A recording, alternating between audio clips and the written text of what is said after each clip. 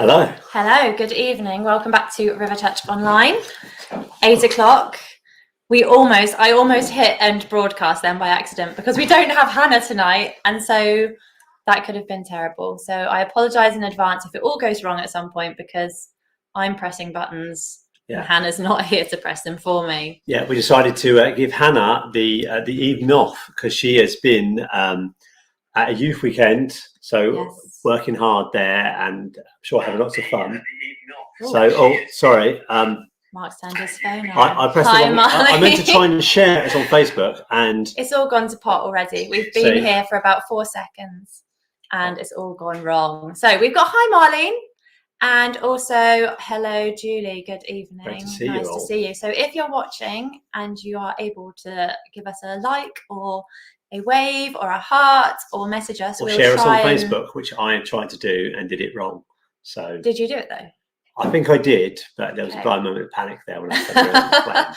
So apologies for that lack. I think you're all really glad you tuned in, aren't you? Good. And Hannah will of course be glad that we do miss her. And indeed, we do need her. We are proving her importance. Oh, we have got one heart. Look, I get so excited by hearts. It makes me so happy. Good.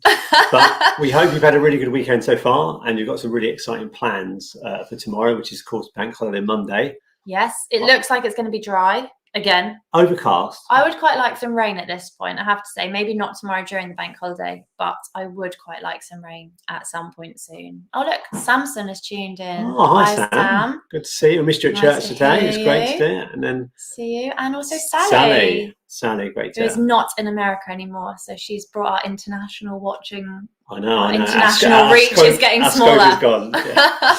Good. We're just here in Devon. That's the two places we're still big in. But wherever you're watching from, or if you're watching not live, then, well, good evening. I hope you've had a great day. We are glad you're with us. Good. Okay. Now, go on, you talk. Well, I was going to say, you'll be pleased to know, not just me and Alice just chit-chatting to each other all night. We might not have Hannah, but we have got somebody really great to have with us tonight. So, Alice, you want to click him in? Hi, Sonny. Hi. How are you doing, Sonny? I'm not too bad, not too bad. Good.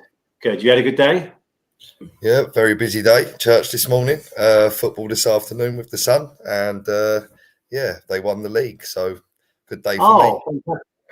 Good. Well, tell him congratulations. It's great. Celebrations all round. Good. It's good. Yes. It's good. Now we've got Sonny with us.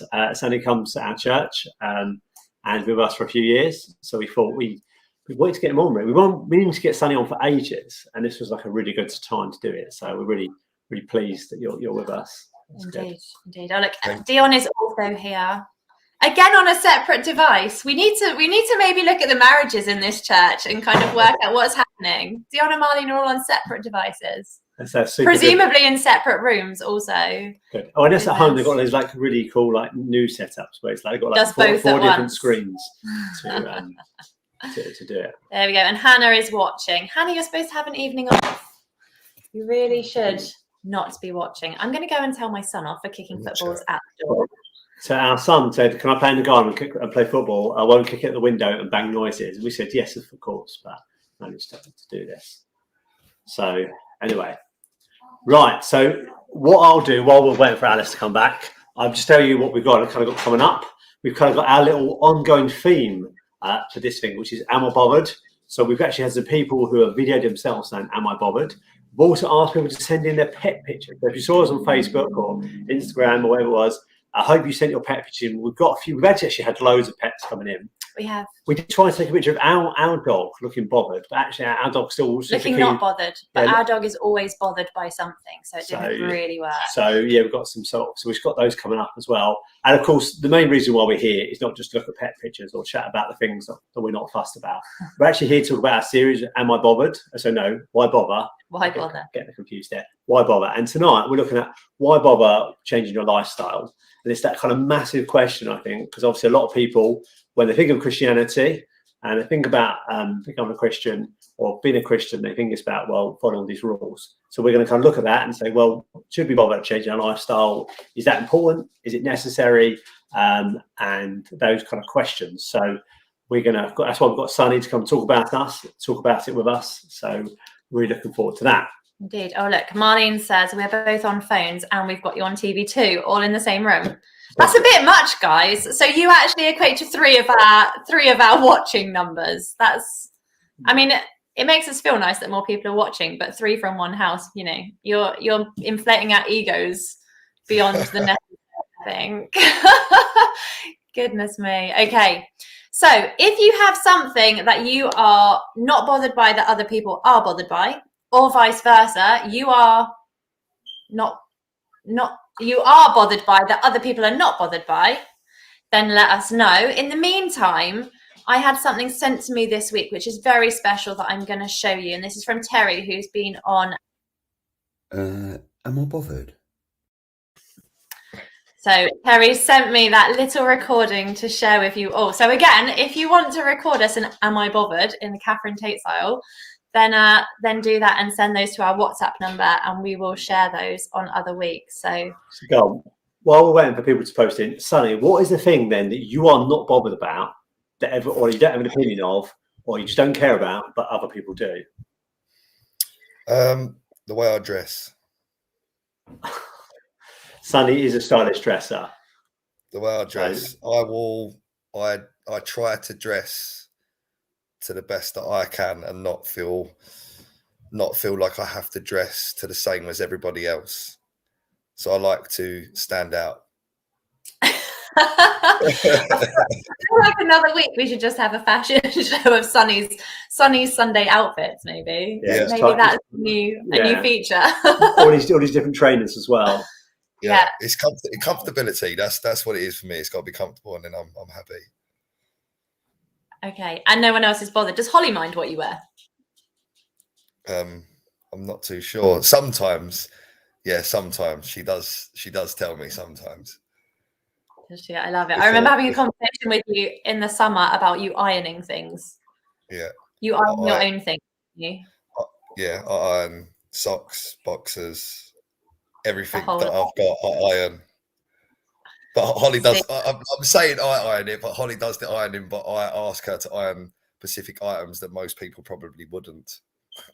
There we go. I don't think I've ever had my boxers ironed before, or my socks. That's something No. That's a new experience. No, I iron shirts, and only when everyone has worn the last shirt, and so all of them are come through the wash, and then I have a pile in the wash like of this big of all the school shirts, all of Mark's work shirts, and then they get ironed on one evening, and then they have to go the whole way through all of them again on rotation. See, Sonny, you got a fan. And Sally is with you, Sonny. She irons everything. Yes. No, I've been like it since I was a kid. It's not something that I done when I was married. It was like from the age of like 8. I used to make my mum iron my boxer shorts. So I can't believe you did it, Debbie. You've gone down on my list of good mums. What are you breeding? Goodness me. So yeah, do post in if there's something that you are like not bothered about, but everybody else is bothered about, or maybe something that you're really passionate about that no one else is that you love. Yes, that's true. Have you thought of any others? I'm not bothered about. Yeah. Washing my car. Like, I should be bothered about that. And I do like a nice washed car, but I can't bother to clean it. No, you like it clean inside, don't you? Well, I like it clean. I just can't bother with that. Yeah. Last time he tried to clean the car, he tricked me into hoovering a bit he couldn't manage. And then 2 minutes later, he came back and was like, "Oh, I've started this other job, so can you just finish that?" And I ended up having to hoover the entire of the inside of the car. She did it. And it was really nice. No, I'm sure your car is immaculate. So the trouble is with our car. It's definitely not actually. That's. Yeah, it's terrible. Holly's terrible at that. It's not me. I would have it clean, but Holly is bad. She's got the kids though, to be fair. So it's fair enough. Do you remember when Arthur was little? You took your work friends somewhere. Maybe you took them to play golf or something. They were in the back of the car, and there was a chicken nugget. Do you remember that? I remember them coming home and him saying that there was a chicken nugget in the back of the car, and I felt awful. And it was probably because I just chucked from McDonald's at Arthur at some point when he was like 2 or something. Yeah, it is. Real life. The problem we got, we clean our car, and within like 2 days, it doesn't look like we touched it at all. Indeed. Your mum's just messaged me, Sonny, and said she's sorry for ironing your boxes. I guess we said sorry to Holly for sorry to Holly. Yeah, well, Yeah. we all live with her. We make our choices and live with them, don't we? Go on, Annie. What are you not bothered about then? I feel like I'm not bothered about huge amounts enough. Really, can you think of anything that I'm not bothered about that you are bothered about? Oh, there's lots of things I'm bothered about, but it's more like. Well, what am I bothered about that you're not bothered about? When I ask Mark to do something, I like him to do it straight away. That is my biggest bother. So, like, if I ask him to do it, I want him to do it straight away. That's why I have specifically stated that I want something done. Mark's not bothered. He'll be like, I will do it. He's not saying no. He's just not in my, like, he doesn't see the list of to-dos in my brain and know that it's the first thing. So I think that is probably the biggest thing that I am bothered by. I think this is about to tell you some marriage counselling. Yeah, marriage counselling. Sonny, you're right. The things that Alice that I'm bothered about, that Alice, we'll start listing them. Oh dear, it's not where we want to go. I think Holly's with you there. Yeah. Oh dear, right, we've got Grace with us. Good. Hi Grace, it's good. Okay, she put some pets up looking not bothered. Yes, we have had some pet pictures sent in to us of pets that do not look bothered. So I'm going to pop it up. So this is Misty and Jasper from across the road from Pat and Gemma. This is Misty when Gemma is telling her to stop knocking Christmas decorations off the Christmas tree. So she's clearly not bothered by that. And Jasper just looks like the world is not important, really. It's just cats. The cats. Here's Blue, and if you look closely, Blue is winking. He's like so relaxed. He's got one eye shut. So this is Jen's cat. He's gorgeous, isn't he?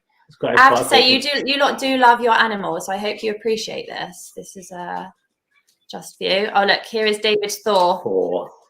So Thor is there, just chilling. Amber, see, I told you we had loads of these. I reckon for a cat, they're just natural reaction and look is just to be like. Just don't care. Look, there is Mabel and Tammy. Look at Tammy. Is it Tammy the dog? Sonny, is that your sister's dog? Tammy the cat. Tammy the cat and Mabel the dog. Mabel the dog. I say that dog is looking like not bothered. Chilled, completely utterly chilled. Who else have we got? So this is a blind dog. This is Tony's a blind dog called Sophie. And Marlene's cat Dino helping or just not bothered with the fact that she is trying to do some work. She sent me all of these in one session of her trying to go through her paperwork. Dino clearly not bothered. Here are Donna's. Donna managed to catch a great one of her new kitten yawning. That's cool, isn't it? That's good. Another dog of Tony's. Mark's like, why are we doing this? No, I'm quite enjoying it. I'm quite enjoying these pet pictures. That's quite cool. We've got Raven, who is Tano and Angela's kitten. Look, in the fruit bowl. She does not care. Yeah. Kittens. And I guess that's Mateo's room. Maybe it's Tano's room, so messy. Yeah. But they like Ravens, no dirty box. And Moses, look. Just having a chill. So those are the ones that we have been sent so far. So send us some more if you manage to catch them. What I'd really like is some people catching them yawning. Like send us little videos. It's really difficult to film your pet yawning. I've tried. It's not good. Oh look, Tammy's getting a following. Tammy is a legend, says Julie.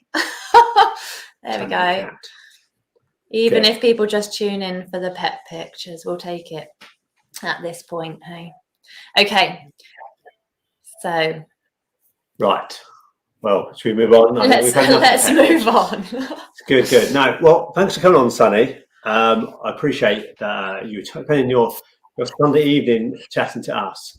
As I said, for this series, we're kind of looking at why bother, and particularly why bother about some of those things that maybe people who are thinking about being a Christian or maybe are new to a Christian and think about why bother these things. Why we as Christians think some of these things are important. Why does God think they're important? That's probably the better question. Now, I appreciate we talk about kind of lifestyle and the kind of way that we live. Now, I appreciate for both me and Alice and for Tim and some others, we kind of all grown up in Christian households or Christian families. And so we kind of have been kind of brought up in a kind of Christian lifestyle, and so sometimes it's easy to kind of go, well, I'll become a Christian, is to kind of just carry on as kind of you've been, the way you've kind of built up and stuff. So we wanted to get you on, Sonny, because those you don't know, Sonny did not come from a Christian family, had a very different upbringing to me, which is all good. And so we wanted to get you on to kind of bring a different sort of perspective and get your kind of thoughts and things of how you've kind of found it being a sort of a newish Christian. So before we kind of start to talk about kind of why bother with our lifestyles, can you just share your story with everybody, kind of how you got to know Jesus and kind of how you became a Christian? Yeah. So going back probably around about, I don't know, 20 years ago, I walked into a church. So I've always had, like I said last week in my talk, I've always known who he is. I just obviously didn't understand what it was about and what becoming a Christian was about. And I grew up obviously on Eltham Estate, council estate, come from a working class background, where I was out on the streets from probably the age of like 10, 11, 12, kind of doing what you got to do, surviving basically. And, got married, met my wife when I was 18, 19. Before that, I was, like most of you know that are on here, before that, I was a bit of a nightmare, drinking, had addictions, loved the fight. I used to go out to have a fight. So it was a bit of a nightmare, but yeah, I got married and actually changed quite quickly when I got married, but I still was living a life that I shouldn't have been living. And come to River Church about 2.5 years ago now, maybe 2 years ago. And yeah, just started to basically find myself changing, but not understanding why, or having a feeling of needing to change, but not understanding why. And then, yeah, basically just things started to go worse actually when I come to River Church. Within my family, there was a bit of a breakdown within the family, but in it all I just felt peace, and again I didn't understand why, and then when I actually decided one night to give myself over, my perspective of being a Christian completely changed as well. So what you asked me, Mark, it works both ways. The perspective works both ways. Yeah. So go on. So how have you found now your kind of lifestyle kind of change?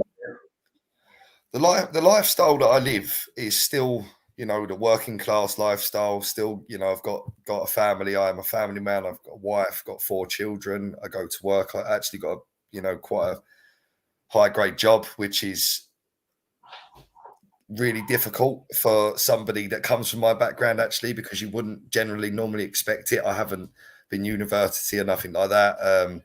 But, a part of my addictive personality makes me want to achieve to the next level. The difference is with now I've become a Christian is that I don't try and cheat my way to get to places like I did before.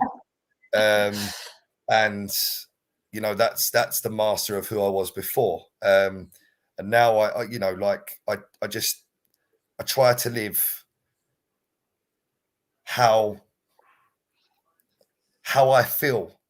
And the only way that I feel is by praying to God in the morning. And then I basically try and follow the day with the way that I feel. When before I used to do everything on a whim. I used to do everything on like a need to. And now I sit back, and that's not because I think about it. It's because it's how I feel now, and I think that 100% is God in my life and Jesus in my life. It's that spirit in you that makes you want to do things in the right manner and the right way. Okay, if you went back 5 years in time, Sonny, if we went in a time machine and you went and chatted to yourself 5 years ago, would that have been how you would expect to have answered that question? Like if I'd answered you this kind of, like, I don't really phrase this question very well, but almost like, is that what you expected sort of 5 years ago before you knew much about God? And I'll be honest. I'll be completely honest. 5 years ago, I've had Christian members of the family, which is my mum and dad, ask me about being a Christian and similar questions, and know it, and watching my dad change. But no, I can't imagine myself, because I used to think that becoming a Christian was living by a set of rules, and I weren't ready for that. I weren't even ready for. It's really hard to explain, but I weren't ready to live under somebody. I was too prideful for that. So I felt, everything that I needed, I had to get myself. And that probably comes from, my background where, my dad at points was in prison when I was young. So you kind of have to learn to fight to get to what you want. And you 5 years ago, I wouldn't have believed there was someone that could love me unconditionally in that way. I'm not saying I didn't have loving parents, because I did, but it's growing up in my household wasn't like that. None of us, we all struggled to express love. That's the biggest change in me, actually, is I now know how to express love, and I can say it to somebody without feeling cringed inside. And that showing love is a sign of weakness, actually. 5 years ago. So yeah, I mean, no, I can't imagine myself 5 years ago. Yeah, because it's interesting you said that you kind of think it's following rules, because as I said, I grew up in a Christian family, and even for me, I remember being like 16, 17 years old, and I wasn't a Christian at this time, and I was kind of thinking about it, and I remember having a big argument with my dad, right? And he was kind of obviously trying to encourage me to sort of think about becoming a Christian. And anyway, I don't know how, but I remember saying this, I sort of shouted him and said, "Oh, all it is just following a bunch of rules." And my dad was like, "No, it's not." And it's one of those things that I remember it, because it was something that I kind of hadn't, even though I'd kind of grown up in a Christian family, I kind of hadn't, that's what my impression of it was. And then it was one of those things where it got me thinking, and as you said, now I'm a Christian now, I'm like, it's not easy. I think sometimes people on the outside, or if you're new to it, you can kind of think, well, that's what being a Christian is. You basically, God's given this big book of rules, and basically you need to follow those rules, and that's kind of how you be a Christian. That's how you be a good Christian. That's kind of the right thing to do, and that's not what it is. I mean, I don't know, Ali, what did your kind of background and how you found it when you were younger, or Yeah, I think the same. I think there were, again, I grew up in a Christian home, so our family rules were based on, so how we behaved in our family, how we were brought up, was based on biblical teachings in the Bible. But also I think probably, where I grew up in a Christian conference centre, there were a lot of other people there, and so I think there were times where actually the rules were made. Yeah, it did feel like there were rules that had to be kept, because it's weird, isn't it? It's a kind of, I want to say oppressive. It's not oppressive, but it is actually. When you look at Christianity, it can feel like it's oppressive. There are all these things that you shouldn't do, ways that you shouldn't behave, places that you shouldn't go, and all of those things that when you're not actually in a relationship with Jesus, and so you're almost looking at it from a kind of slightly outside perspective. It doesn't matter how much you've read the Bible and stuff, if you haven't got a personal relationship with Jesus, actually it does feel like you might be interested in something that is a rule-based theology, doesn't it? But it's not. But then once you have a relationship with Jesus, then I think it changes. It changes your perspective, doesn't it? It's like, I don't know, we have rules in our house which we try and make our children follow, but we have rules in our house for their safety, etc. But there are also ways that we would like them to behave, and they get in trouble if they don't behave in those ways. But actually, we don't have to enforce those rules very often because they are trying to please us, because they love us, and because they know we love them, which is kind of the same how it works, isn't it? It's the perspective, I think, on the relationship side of it. Yeah, I think that's the thing that I think I've grown to understand, that it's that, as I said, I think on the outside, or certainly when you're new, you can kind of think, or even sometimes people who've been a Christian a long time can kind of think it's just kind of like, I need to obey to kind of keep on God's good side. And I think this is the gospel of Jesus, that it's not. It's kind of Jesus flips that and says that no, I'm our salvation, our friendship with Jesus, our relationship with Jesus is not dependent on like how good I can keep up myself, how many rules I can follow, how many things I can tick. Yeah, I mean, this is something. Have you found, Sonny? Obviously, I've been a Christian a bit longer. For that. Yeah. Well, yeah. I think that obviously the difference is that I've lived a very non-Christian life, and I'm trying to live a Christian life now. My actual lifestyle hasn't changed, dramatically overnight, and it takes that personal intervention with God and Jesus for you to understand what's right and wrong, because actually, and understand what rules you have to follow and you don't. Because I think that as you get older, like a bit like what you were saying, Alice, with your children, that it's understanding the gratitude that you can give to something that is higher than you. That's the part that I struggled with previous. Now I don't, because I understand and I feel. So, just because there's something you can't touch, doesn't mean it's not there. So I can feel when I know I've done something wrong, or I can feel when I've not followed something that I know that I should, something simple like not paying your taxes. You start to realize, oh no, that's just not the way I want to live. And it's not actually you feeling, actually in that moment, you might have a feeling of suppression because it's wrong. But actually to live like that without a higher being is better. So why do we question? Why do we question? I'm now not questioning how I feel in that moment. I know it's the wrong thing to do. Yeah. Yeah. So, it's not, we question it when we're non-Christian, and we question it when we are. So the angle to go to is, the top, and just understand that you're going to question yourself either way, because even when we're not, we know we're wrong. And even when we are Christians, we know we're wrong. So you still feel the same feeling, but you just know that this is the way to live. I get a strong sense of this is how I need to live. I question myself now. Yeah. I think that's the big thing for me. What you're saying, it's really that something that it stops becoming like, I must.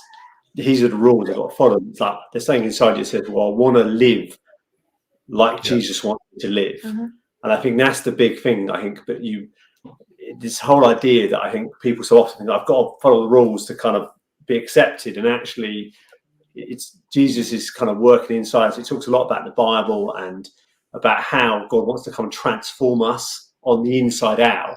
I think so often we think it's got to be outside in, and it's God flips that, and he's like, no, I'll sort out the inside, and then over time that works out. So I use the example of paying your taxes, and it's something that you might have spent a lifetime of feeding your taxes, kind of always skimming off the government.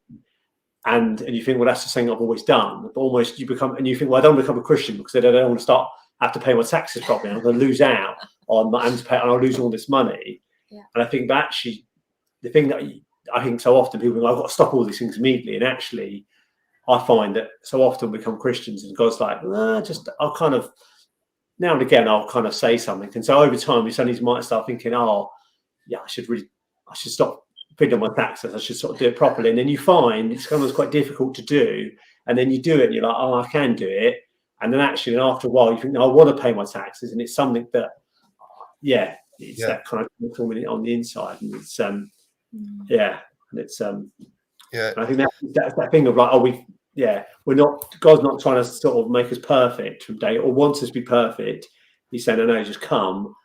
and then it's over time. And then we find in 5 years' time, we actually have this like great pleasure in paying our taxes properly, which is because God has changed us. Yeah. And I think that's what we're kind of experiencing and seeing. And I know for me, like it wasn't putting on my taxes, right? The thing that I used to struggle with was downloading music. So when I was younger, I was quite into like downloading my TV programs, my music, and I kind of, this is all like when it was kind of obviously before you get spotted, like it was quite legal. no, a lot of it was sort of downloading legally, and at the time, like it was quite a sort of normal thing to do, and you didn't have to kind of spot it. You made it so easy to sort of pay for it legally, and it was like super expensive. And I just got to a time when I was like, oh, I've got to, like, it's going to be, I was be really annoying because I won't have all my music and all that sort of stuff. And I think then after a while, I was like, no, I should do it. And you've done it. And actually, like, you feel like this big thing where I'm going to lose so much to give it up, to sort of change what I'm doing for Jesus. And actually, you do it, and then you're not like, oh, I didn't lose anything from not downloading music. And of course, now, got things like Spotify, it makes it super easy. Yeah, you're 100%. One thing with me, what I've realised is, you feel like you're giving up so much, but actually, that's before I knew Jesus. You feel like you've got to give up so much, but actually, when you do give up stuff, but you gain a lot more. Yeah. So I put up a comment, Sonny, from Marlene. Marlene literally wrote this a few minutes ago before we started on this track, kind of. But she wrote, when you don't have a relationship with Jesus, you feel you're going to lose a lot. But when you have a relationship with Jesus, you know you'll gain everything. Yeah. And that's so true, isn't it? That's what you're saying, really. No, it is. I can testify to that and be personal to that, because, even the relationship with my family has a foundation when before it didn't. And the foundation set upon Jesus in my whole family, my children, my wife, friends. I'm not just talking, I'm on about, my mum, my dad, everybody, the family foundation is better. The gains that you get internally. And again, it's your own, the gains internally in your own, personal relationship with God. And it gives you a different perspective of everything that you do and everything that you don't. And I recognize that before I didn't feel good enough. And when we actually get to that place that we realize that we are in his eyes, he loved you before. He loved me before I was a Christian. Yeah. Yeah. So it's what's the point in running? And you can't run from his love, and it's the truth. And then once you actually get a grips of that, you don't want to let go. Yeah, it's true. It's so true. So I wonder if now might be a good time to put a song in. I was just thinking the same thing. We have a little song. We're so in tune. Yeah, go us. Good. We'll have a little song. I'll have a little break.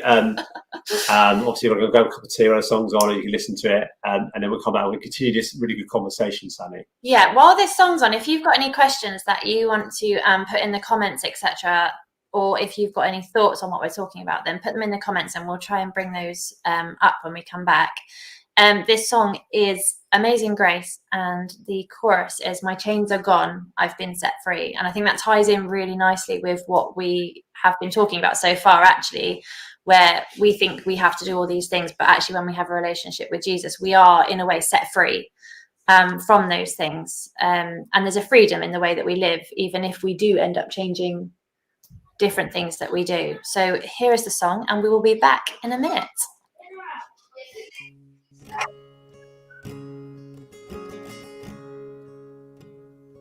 Amazing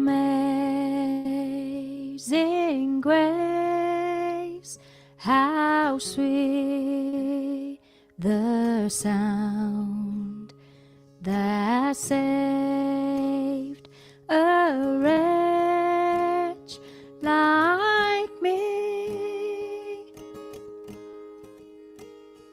I once was lost, but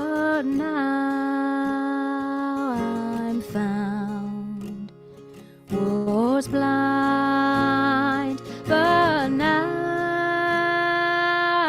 I see.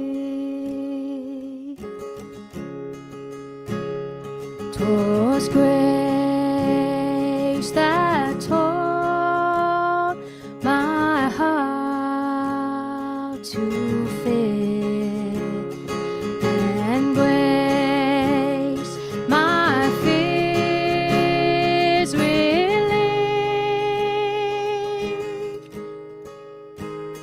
How precious did that grace appear the hour I first believed. My chains are gone, I've been set free.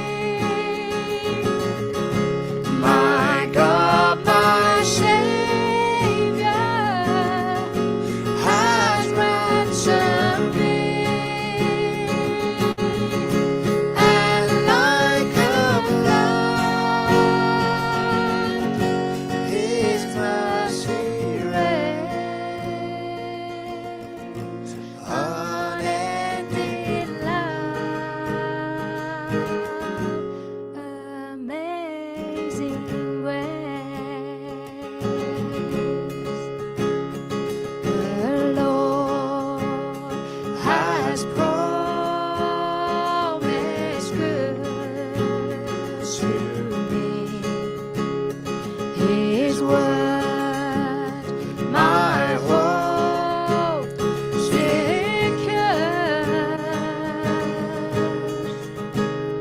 He will my shield and portion be, as long as life endures. My chains are gone, I've been set free. My God, my Savior has ransomed me, and like a flood, His mercy reigns, unending love, amazing grace.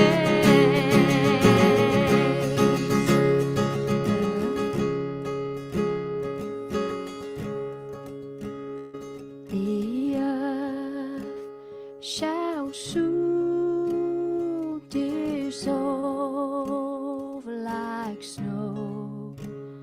The sun forbear to shine, but God, who called me here below, will be forever mine.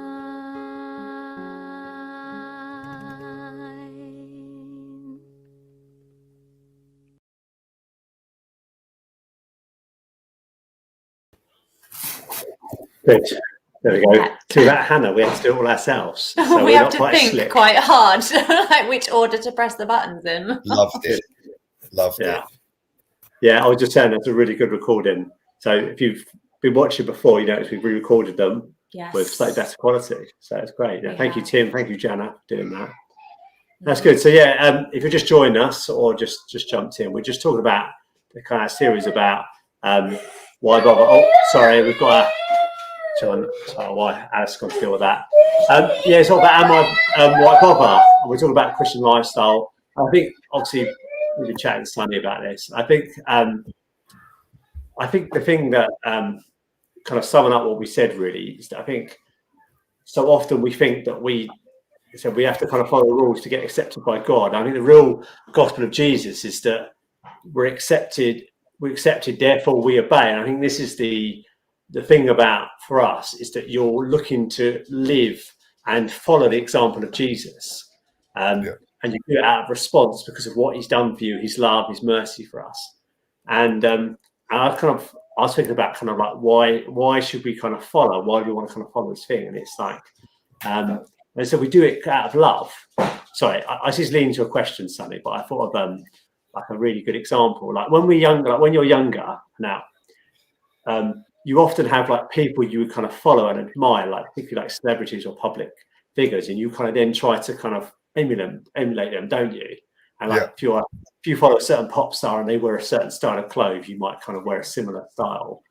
And I think it's this thing that when we start to kind of follow Jesus and we start to kind of realize how much he loves us, how much he accepts us, how much he has for us, it's almost as that kind of response to him that we're like, yeah, I want to follow, I want to be like Jesus, because that's kind of how we design. It's almost like you see all these teenage girls want to dress like Harry Styles or whoever the kind of pop star is, and it's almost as that thing quite godly about that. They want to follow, they kind of do it, and it's for us, but it's us putting it kind of in the right place about we want to follow Jesus. I mean, this is that been kind of your experience, Sonny, that it's almost like you're doing this out of response for what Jesus done rather than trying to please Jesus by doing this? It's almost like you want to sort of do it. I mean, it's a really good way of putting it, actually. And yeah, I mean, the one thing I will say is, like, for someone like me, and I want this to come across right, so correct me if I'm wrong, Mark, straight away, right? So for someone like me that kind of was brought up at a lifestyle where you've got a kind of like so I had to be followed. Yeah. I wanted to be followed and not be a follower, right? The difference is my fleshly personality, I have to be followed. I have to be the king. And I don't mean that in a it's a weird way, but like there was a group, like from a teenager, I am the boss, and that's the way I was, and I had to be. So the challenge between me and God was very difficult, right? Because my own personal self challenged the fact that I knew he was higher than me, right? So that was the challenge that I had. But once I let go of my pride and who I was, I'm still me. I recognize that God actually has given me, he's still giving me that. He wants me to be that personality, but just understand that he is before me and he is before everything I do. And now I understand that part of my personality isn't in a negative way anymore. It's in a very positive way. And that's why I meant that, now my family have a better foundation. And the question you've just asked is what I'm saying, because now I'm not above. I am now listening to what's around me as well. So that is the biggest part of God that has made me the person I am today. But I want people to recognize that a part of the person you once was is still the person you're going to be. So don't be afraid of it, because actually God will use the personality that you had, but he'll pull out the positives of it and put it into a better way of living, and not just he's not going to shut you down as a person. I think that's really important because God has designed each one of us, hasn't he? Yeah. And I think that's I think what we have to grasp is that actually, whether we are believers or not, whether we are Christians or not, whether we are following God or not, God designed every single person uniquely with our own characteristics and our own personalities, regardless of whether we follow him anyway. Yeah. He loves every single person. He created every single person, and we believe that he created every single person, and we believe that he knows every flaw, every kind of intimate detail about us, and he gave those to us for a reason. And when we follow him and have that relationship with him and let him use us, those are the things that he uses, because that's what he gave us. initially, isn't it? Yeah. That's I really like your point, Sonny, of kind of God changing you but not changing you. It's this kind of weird. I remember having a chat with a friend of mine, and he's kind of been wrestling with that question, because I think there's part of him that sort of said, I don't want to become a Christian and be something completely different. I kind of I want to lose my identity of that. But it's that interesting thing, I think, of what Jesus comes to do is he comes to, as I said, transform us and to change us, but not completely so we're all become like drones and we're all the same. We're like really boring, have to wear a suit and a tie to church, and to have to kind of like all do the same thing. But God use it, as you say, he doesn't change your kind of, but what he does, he takes that. It's almost like, I was reading my Bible this today. It's a book of it called Ephesians, and it's a letter written to the church there. And basically, the writer, a guy called Paul, is saying, well, you've got to throw off the kind of the rubbish and kind of be put on the good stuff. And I think this is what God wants to do. Mm-hmm. It is literally come and chuck out the bad stuff and kind of put in the good stuff, and so that we don't suddenly become like, well, hi, I'm Mark, I'm a Christian, kind of, but like I'm still me, and hopefully with online church you kind of get feel for our personalities, and we're all kind of different. But he does stuff, and so as you say, it's like taking out the rubbish and kind of putting in the good. And I think, but I'm going to sort of, I really love what Tracy sort of said. We're going to bring out the best version, but I think he brings out not just the best version, but he makes a better version. So it's not like you and he just kind of like dresses you up a bit. It's not a self-help process. Yeah. Like everyone can make a better version of themselves, can't they, by like following all these online courses and self-help books and stuff. Whereas I think with God, it's an internal work. Yeah. He creates a new version of you. It's completely I totally agree with you, Alice. It brings out the internal. It gives you a new heart. So he brings out the internal side of you. It's inside out and not outside in. Yeah. Apologies, our son's phone alarm's gone off. It's been a bad day for us and our children and stuff. Okay. Right, Sonny, I'm going to put you on the spot here. Julie has asked an excellent question that I'm going to ask to you, and I'll let you answer it. Do you still get days when you feel like you're not good enough? Like you constantly ask yourself, why do I deserve to be liked, even if you've done wrong in the past? Yes, I do. But I only get that in the moments that I have done something that I know that I shouldn't have. So the reason why that is because mine isn't a sense of, I've never had a sense really of self-worth. I just felt like I was afraid of guys like you, Mark, to tell you the truth. So I the truth of the matter is walking into a church full of people that you think live, like the perspective of it is that everything's perfect, right? And I just knew that if you would have come around, imagine you coming around my house at 15 years old, if someone would have got Larry to me outside, my dad would have said to me, right, go out and deal with it. Yeah. So I knew you wouldn't have been a person, and don't take this the wrong way, because I absolutely love you, Mark, but you wouldn't have been a person that I would have chose to hang around with based upon not feeling good enough. So I understand exactly what Julia Smith is saying, and the truth of the matter is I do get them days, but I get them days when I've done something, like when someone's cut me up in the traffic and I've used language that I shouldn't use, and then I get that sense of like, it's more I'm upset with myself. But there's a difference between being deserved to like. I now know he loves me. He doesn't like me, he loves me. So it doesn't make a difference whether I'm liked by anything else.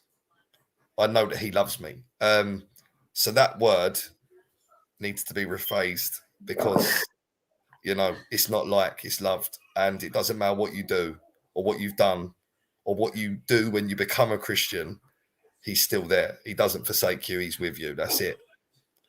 Yeah. No, I think that's, completely agree, Sonny.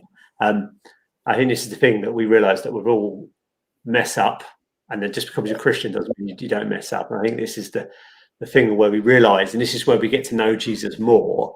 We realise that Jesus doesn't kind of get really, because we think, because we get annoyed with ourselves when we mess up, or we do, or this, or we're kind of, maybe we're not kind of as Christians we like to be. And I think we realise that God still loves us. And I read something this week, and I want to share it with you. I maybe post it out a bit later on. It says, my self-view is not based on a view of myself as a moral achiever, or like how good I've been or how bad I've been. In Christ, I'm once sinful and lost, and yet accepted. I'm so bad that he had to die for me, and yet so loved he was glad to die for me. And I think that then kind of leads us on to a place where we go to a deeper place of humility, a deeper place of confidence in who God is, and without kind of, it's almost, we know that we've messed up in the past, and we can sometimes feel like we are not good enough, and yet the truth of it is that God loves us, and that God sent his son to die for us, and therefore we're accepted on that basis, and not how good or how bad we've been, or how well we can dress ourselves up, or how many kind of Jesus points, by how many times we go to church, or how much we can pray. We're accepted none on that basis. We're accepted on Jesus Christ.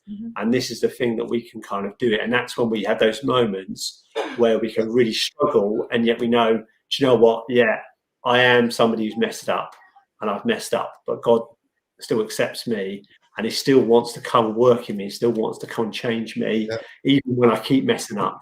I mean, this is the gospel of Jesus. This is what I love. Yeah, and one thing that I think I should have said is, as well, we need to make clear to people that one mistake is no greater than another.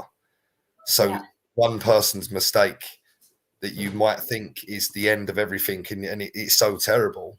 The person sitting next to you have made a mistake before as well.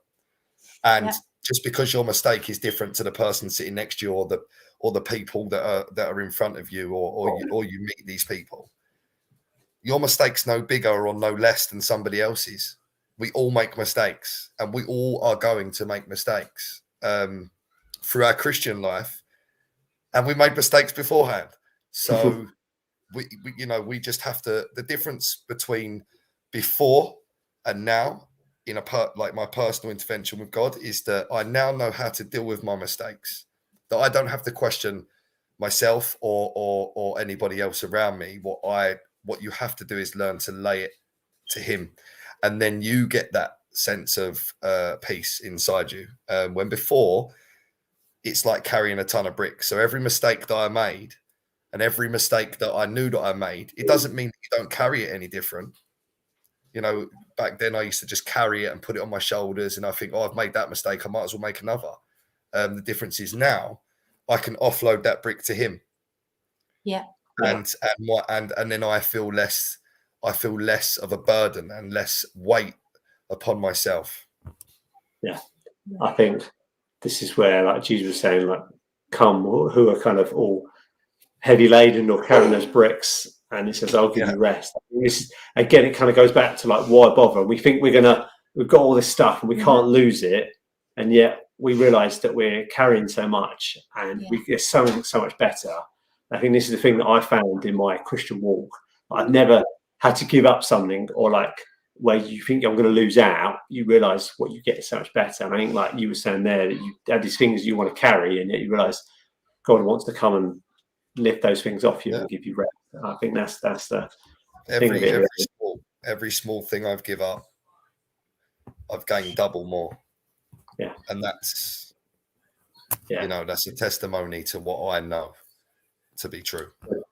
And I think if you're watching tonight, tomorrow, next week, next year, and I think almost you're like, well, almost I like a lot of things about God, but I'm not sure I can kind of give up this. Or maybe you're a Christian and they're saying, God's saying you've got to let go of that, you've got to give it up. I think sometimes we can fight. I mean, the thing about me with the music, I fought God for a year over that, or maybe even longer. Eventually I did, and it was, and I know it's not something I'll ever look back on. And I think ultimately, I think the biggest thing is when we look to Jesus and you see what Jesus said, and he didn't say, well, come be a Christian, here are all these rules you'll follow. He simply said to his guys, come follow me, and I'll I'm going to do amazing things in you. I think that's Yeah. what Jesus is saying. So I think really, if you're maybe like, you're a bit kind of struggling or you're not kind of sure, I'd encourage you to, as we encouraged this morning, to kind of jump in with both feet with Jesus. And I think you'll never get let down. I've never met a Christian that said, oh, like, I've had to give up this for God and I really regret doing it. It's something I think God gives us so much more. Definitely. Okay. Shall we? I think we should pray probably to finish. Who should? Sonny, do you want to pray? Maybe there's some people out there and they just need a bit of encouragement, or they're kind of not sure. Do you want to pray? Yeah. Pray for those. Lord Jesus, I just want to give thanks to this evening, Lord. I just want to give thanks that, you know, I've had the opportunity to share a little bit about myself and testify to how graceful and how great you really are. I just want to pray that people listening tonight will, you know, don't dip their toe in and out of the water, Lord. Jump right in, because you are the only way. And that we don't have to walk around carrying them mistakes that we've made from before, the mistakes that we make now. We can hand them to you because you are the only person that can truly judge us, Lord. I just want to pray that, you know, this online River Church will reach people that, you know, have a sense that they're not good enough and have a sense that, you know, that they haven't got nobody else, but they have, because you are the way. And they only have to look to you, Lord, and they will find the best relationship possible, because you are the person we rely on, and I am the person that will rely on you for the rest of my life. Amen. Amen. Amen. Thank you, Sonny. That's great. So if you've got any questions or anything from this evening, then let us know. You can put it in the comments here, or you can WhatsApp us or message us on our social media. Next week, we are going to be talking about giving up time to serve or to volunteer. So something that people often connect with the church is having to give up time, either in coming to a church service, or they think there is a connection with volunteering or serving in some way, which is partly true. But that's what we want to talk about next week. So if you've got questions or things about that, then let us know in the week. Otherwise, we will definitely be here talking about it at 8 o'clock next week anyway. Yes, if you have anything that you want to add to our Am I Bothered, if you want to send us any recordings or pictures of your pets, then do that ready for next week as well. We want to share them. Anything else that we need to say? No, I think that's it. Thank you so much for watching tonight. Thank you, Sonny. It's been great having you here and sharing with us. It's been Thank you all. Fantastic. And Holly sat next to you there. No, she's very patiently off camera. Love her. Hello. There she is. Hi, Holly. You're right. We'll get one last present to share. It's our pet. Oh, look at that. Whisper. A well-behaved dog. I love it. Thank you, dog. Whisper. Brilliant. Brilliant. Nice. Okay. Well, we will say goodbye. Thank you so much, everyone, for joining us, and we will be back next week. So have a great week. Enjoy your bank holiday. See you guys. Bye. Oh, he's gone. He's gone.